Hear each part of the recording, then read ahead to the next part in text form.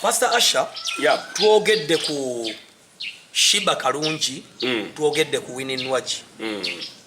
Kubanga omulimo gwa buli muntu Katonda gwatonda buli omu amusindika mu nsi yiye. Dr. Tindi Mulokole kyokka ate nkola mu nsi. I'm a kind of a Joseph who works in Egypt. Naye nga ye muki mu Yudaaya. Waliwo obuzibu tulina. Baptist kubanga nange njogera nva mu nsi eyo era kyali kintuuseeko. Osanga artist wasinga okukubira hit wasinga okuvundira mu nda ye. Nawulira bubi. Kyobola abanywa enjaga artist aso okutomeza emmotoka n'afulumamu nimbuuza basi okukola ekintu ekiri weird anytime because bonga bayina kye bawulira mu nda ekibi ekitategeerekeka kyekibanywesa omwenge ekibanywesa enjaga ekibeetuza ekibasuula eddalu ate bambi audience kubanga ebanyi they are strong people, they can create things, they are artists, they are entertainers, they are producers, they are strong. Audience never criticizing for chokubasaasira.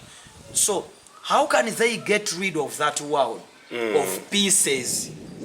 From pieces to peace. Kubanga most of the artists naddala nga bano betuva okwogerako amazima obulamu bwabwe buli mu pieces nga kotukaseeko n'aba gospel gospel artists nti obulamu bwabwe si bulungi bonga bo. Any advice for them? Perfect. T, God bless you. And as you talk about Shiba, of course, it's evident in scripture speaks to us in 1 John. The lust of the flesh, the lust of the eyes, the pride of life. That is what the scripture calls the world. The pride, the lust? The lust of the flesh, the lust of the eyes, the pride of life. Basically, from Adam, naffe kenyini abali wano sitaani azze gwe mulimu kati kyakola bwega ku artist nga Shiba oba Shiba Winnie Nwagi. Exactly. What the devil will do ajja n'akuwa ettutumu ddungi. Jesus grew in fame. Naye challenge eriwo nti ajja n'akuwa ettutumu n'akukweka okumanya ko controlling ettutumu. Kati bwakweka okumanya how to control that fame and that ability to be known in a particular environment. Nojja nobanga buli ngeri yonna olina okuba environment.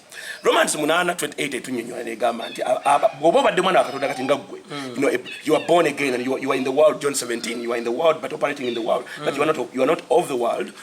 Kikuleetera okuba nti osobola by the Spirit of the living God okudiiringa n'ensi ekwetoolodde. Now bannaffe bali abala ne bannaffe abamu in the Christian circles are unable to control the surrounding. Now, kasita surrounding kulia oyinza okuba olina abantu 10 nga bakuwuliramu omulanga alina 10 naye nga abasobola oba embeera ye mwetodde kati that is the issue. The enemy will always omanyi bayagamba Yesu nti weekasuke genda naawe ogire because ayagala okuyimusa eddala by principle likulembera ki ekigo. Now kati omwoyo ogwo oguvunza munda omuntu atuka ekiseera nga takyali nabambi kubanga tulabye ku bazungu abayimbi yes, abafiiridde mu buliri bwabwe nga beewadde overdose, Whitney Houston, Michael Jackson. Many artists have killed themselves because of depression. Ninga ate artist wa maanyi okwata microphone ensi neeyabika niye n'ogitaba oti n'owulira nga gw'omwoyo gwo n'obulamu bwo munda the inner well-being of you ng'owulira ovundo gwawo ne muvaamu enjaga amayirungi ebisiyaga divorce okufuka bamalaaya n'ebirala. What is the solution? In a few minutes, what is the solution for that? There are quite many things here, but yes, we can look at one of them, and one of them is quickly. Olaba Adam Katonda yakizuula nti kyabulabe ennyo y'okubeera ng'ali yekka n'akizuula nti yeetaaga omuyambi. Every artist, wherever they are, they need a helper. They need a helper in all angles. Number 2, but in that, the greatest helper, ye mwoyo omutukufu. He comes down. Yes, we are going to see kakati. It is that availability. You know, when you avail yourself to the Holy Spirit, n'abanga asobola okukwataganya mu nsi eyo n'olyoka owona okuvunda munda. Kandi abasinga si balokole. Exactly. Awo tugenda okuyita kole esooka nti it is important therefore omuntu okufuna Kristo kubanga ettutumu lyonna mu nsi nga tolina Yesu, the truth is lijja kuleadinga into loneliness. Otuuka nga kyolina okukola kyakwetuga mu buliri. Embeera ajjadde kuwa akuba olina wojja otuuka akadala akakola ki akajjewo. Jo twabadde twalaba ku Twitter winning watch kuba twagala kati specifically waliwo abalala bangi tujja okukolako naye kati twogera ku Shiba Kalungi ne winning watch betulaba mu videos nze bendaba nga bayita mu mbeera zimukoze nali mpiseemu. Omu yali nina Rose n'alokoka bulambwe n'abwa Kristo. Jo winning watch yavuddeyo n'agamba nti singa nalina option nandivudde mu kuyimba bintamye naye nga amazima neyo gyalaga olwekino kyajje wano ebijja kukola ki. Exactly.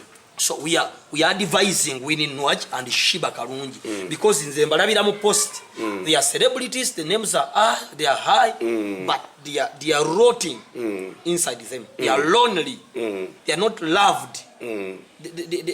No one befriends them however much they are celebrities. I will advise on top of that Christ is the solution to all things.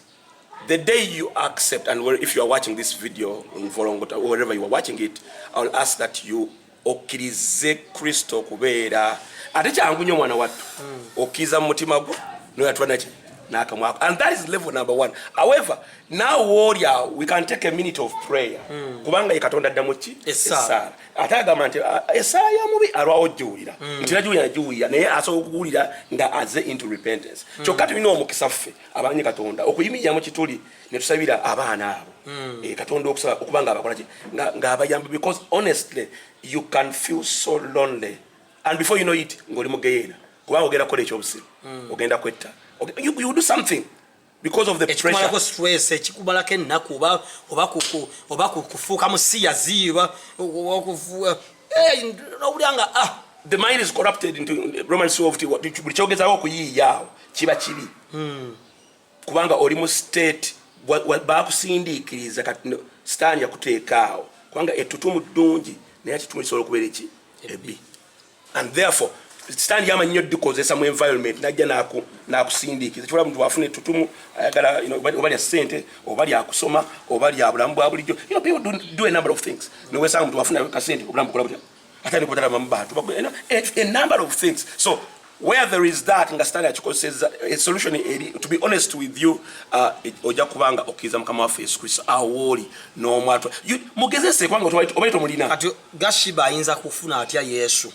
Shiba wona na wayinza okubanga atulaba mukama nga amuwadde ekisa.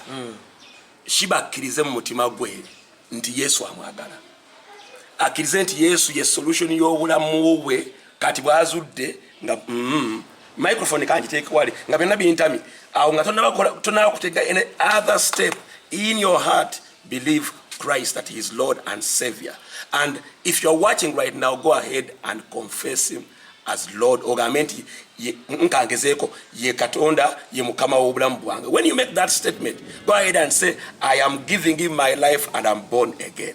Mugezeseeko kikole ng'agezesa olwokotegeere nti nno Katonda mwesigwa. Kyokka ne kiba kikuzitooweredde Volongoto tinange tulina obuvunaanyizibwa ennamba weeri. Buli artist atawanyizibwa n'enjaga, omwenge, ebisiyaga, obugwagwa, okalubirizibwa okwagala okwetuga, amabanja. Omanyi n'amabanja. I know. People are struggling with dates. Corona yajja kati tamanyi kyakukola. So nsaba osabire ku bantu bonna abayita mu bulamu obukalu bukati.